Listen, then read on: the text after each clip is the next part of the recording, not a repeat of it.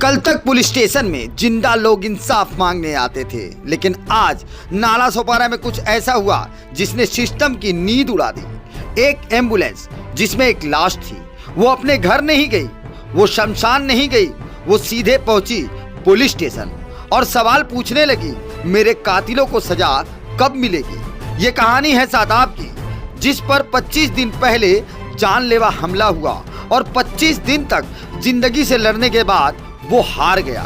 लेकिन सवाल ये है, क्या सिस्टम भी हार गया? सैकड़ों लोग पुलिस स्टेशन के बाहर नारे लगा रहे थे, इंसाफ मांग रहे थे, और जवाब क्या मिला? कानून मजबूर है। जी हाँ, कानून मजबूर है, क्योंकि आरोपी नाबालिग है, 12वीं पास है, इसलिए गिरफ्तारी मुश्किल है। मां अस्पताल में है, इसलिए प्रक्रिया अधूरी। वाह क्या तर्क है।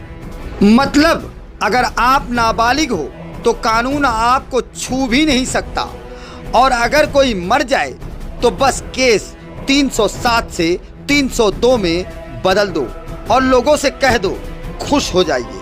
25 दिन तक पुलिस आरोपी को पकड़ नहीं पाई और आज भी वो खुलेआम घूम रहा है। तो सवाल उठता है, क्या कानून सच में मजबूर है या सिस्टम लाचार हो चुका है? क्या इंसाफ सिर्फ कागजों में मिलेगा? आज शादाब की लाश दफन हो गई, लेकिन उसके साथ कहीं इंसाफ भी तो दफन नहीं हो गया। तो ये जान लीजिए कि अगर आज आवाज नहीं उठी तो कल ये एम्बुलेंस किसी और की भी हो सकती है, और फिर शायद एक और मुर्दा पुलिस स्टेशन में आकर पूछेगा, मुझे इंसाफ कब मिलेगा? सच्चाई की आवाज अब और बुलंद। Inquilab news live, the social media news platform.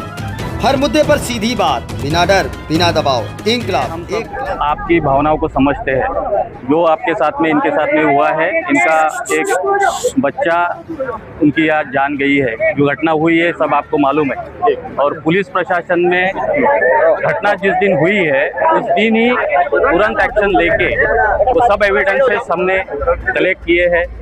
जो भी है, जो आरोपी है वो जुवेनाइल है, 16 साल का बोल रहे हैं, और उस घटना में उसकी माताजी भी इंजर्ड है, सीरियस इंजर्ड है, वो भी हॉस्पिटलाइज है। और कायदे के हिसाब से जुवेनाइल आरोपी को उसके माता पिता के सामने रिमांड होम में लेके जाना पड़ता है।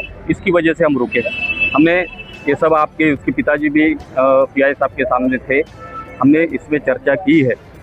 जो कलम लगाई है वो पहले ही हमने, पुलिस ने 307 के तहत गुना रजिस्टर्ड किया है, और आज जैसे ही हमको एडवांस सर्टिफिकेट मिला है उसके तरफ से हमने 302 का कलम भी उसमें ऐड किया है। जो भी एविडेंसेस आएंगे, जो तपास में जो भी एविडेंस आएंगे उसके हिसाब से ही तपास होगा, और बाकी कुछ नहीं होगा। और जो भी है आपको न्याय दिलाने के लिए हम पूरा काम करेंगे। देख रहे हैं इंकलाब न्यूज लाइव में फारूक शाह, और इस वक्त मैं नालासोपारा के पिलहार पुलिस स्टेशन के ठीक सामने खड़ा हूँ। पिछले 1.5 घंटे से ज़्यादा हो गए हैं, ये एक एम्बुलेंस आई हुई है। ये एम्बुलेंस डेड बॉडी लेकर आई है। ये डेड बॉडी जिसकी लाई है वो 25 दिन पहले इसी पिलहार पुलिस स्टेशन के अंतर्गत आने वाले क्षेत्र के वाकनपाड़े में चाकू का शिकार हुआ था।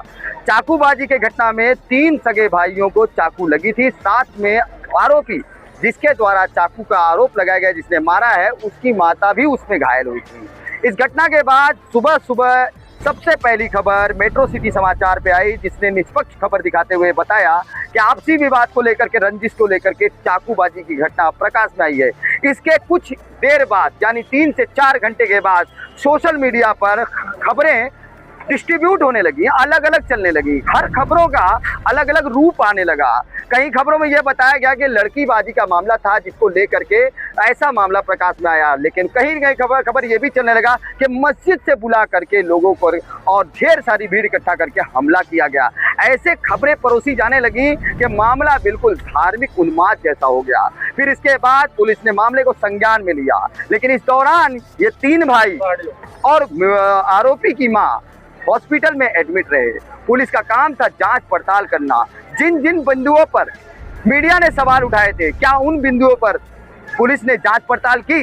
अगर बात थी कि लड़की का मामला था, टेक्स्ट मैसेज, वॉइस मैसेज या सोशल मीडिया मैसेज का मामला था, क्या सोशल मीडिया मैसेज को चेक करने के बाद क्या उन्हें जवाब दिया गया कि ये मामला लड़कीबाजी या मैसेजेस का मामला नहीं था, बल्कि आपसी रंजिश का था या फिर धार्मिक था? क्या पुलिस ने 25 दिनों के अंदर इस बात की जानकारी इकट्ठा की कि क्या मस्जिद से धार्मिक उन्माद फैलाने के लिए सैकड़ों लोग जो है उसके घर में गए थे, जो कि रिपोर्ट के अनुसार सिर्फ 4 आदमी उसमें शामिल हुए हैं और 4 आदमी घायल भी हुए हैं। आपको बता दें कि इस घायल की जो जिसकी कंडीशन अभी यहाँ देख रहे हैं, डेड बॉडी पड़ी हुई है, इन्हें कल इनका डेथ हुआ और इन्हें आज जो है पोस्टमार्टम के बाद नाला सोपारा इसमें लाया गया इनके घर में और इनको दफन करने का रीति रिवाज के हिसाब से। लेकिन इनके परिजनों ने अपने घर में ना लाते हुए वो डायरेक्टली प्रशासन के सामने लेकर आ गए हैं। उनकी मांग है जस्टिस फॉर शादाब, शादाब को न्याय मिले। क्या शादाब शिकार हो गया एक ऐसे ट्रैप का जिस ट्रैप के तहत उसे न्याय नहीं मिल पा रहा है, घर वालों को उम्मीद नहीं दिख रही है, प्रशासन पर भरोसा नहीं रह गया और इन सारी बातों को लेकर के सैकड़ों से भी ज्यादा संख्या में पिछले 1.5 घंटे से यहाँ पर लोग बैठे हैं और लोग आवाज उठा रहे हैं प्रशासन और शासन से। यहाँ कैमरे सैकड़ों लगे हुए हैं और ये कैमरे मीरा भाईंदर आयुक्तालय तक दिखा रहे होंगे। वहां पर भी ये देखा जा रहा होगा कि यहाँ पर क्या घटना घटी है, लेकिन लोगों के अंदर नाउम्मीदी पूरी तरीके से छाई हुई है। आप तस्वीरों में देख सकते हैं, इन्हें भरोसा नहीं हो रहा है कि हमें न्याय मिलेगा, क्योंकि 25 दिन के बाद भी अब तक आरोपी गिरफ्तार नहीं हुआ है। वहीं शासन प्रशासन की तरफ से जवाब अभी जस्ट आया है कि हम जांच कर रहे हैं और हमने 307 को 302 बना दिया गया है। लेकिन सवाल ये नहीं है कि 307 को 302 बना दिया गया, ये तो कानून में बैठता ही है, उसे तो बनाना ही है। इनका मामला है कि आरोपी गिरफ्तार क्यों नहीं हुआ अब तक। तो उसका जवाब ये था कि नाबालिग है और उसके कानून के तहत ये होता है कि उसके परिजनों के सामने उसे गिरफ्तार करके कोर्ट में पेश किया जाता है। लेकिन संतुष्टि कहाँ मिलेगी, क्योंकि यहाँ ऐसा लग रहा है कि न्याय की जो पिलर है वो एकदम टूट चुकी है, लोगों का भरोसा टूट चुका है। फिलहाल प्रशासनिक जवाब से क्या ये लोग संतुष्ट हुए ये तो आने वाला वक्त बताएगा, लेकिन जो सिस्टम की लाचारिता है वो साफ झलक रही है। आप देख रहे हैं इंकलाब न्यूज़ लाइव में सच्चाई की आवाज अब और बुलंद। Inquilab news live the social media news platform, हर मुद्दे पर सीधी बात, बिना डर बिना दबाव। इंकलाब एक क्रांति।